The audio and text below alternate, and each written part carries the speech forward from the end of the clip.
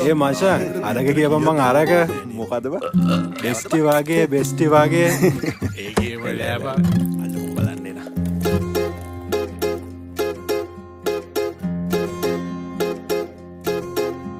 අනේ එයා මගේ බෙස්ටි අනේ අනේ එයා මගේ අයියා වගේ අයියා ඔන්ලයින් ඉඳන් නින්ද ගියේ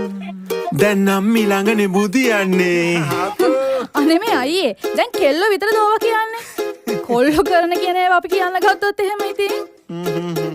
හරියන ඕමම කියන්න හො බලමේන ආයේ අමගේ නංගි වගේ එක සුපන්නු පන්නංගි වගේ අයියෝ එහා ගෙදර ඇන්ටි අනේ එන්ටා ආදරේලු දරු වෙට්ට වගේ චූටි පුතා අනේ අමගේ බෙස්ටි අනේ දුරින් නැදවන කෙනෙක් අනේ ලන්ච් ගන්න එකට ඔෆිස් එකේ ඒ අක්කි හරිම හොඳයි අනේ අක්කි බබා ගෙවල් පැත්තේ නිසයි ඩ්‍රොප් කළේ ජිම් බඩිස් නිසයි සපෝට් කළේ එයා දුකෙන් නිසයි දුක ඇහුවේ ඕනේ වැදින හිටපු නිසයි ට්‍රැක පැන්නේ අනේ වැරදිලා වගේ ෆොලෝ කරේ බබා නිකමට වගේ ලයික් කරේ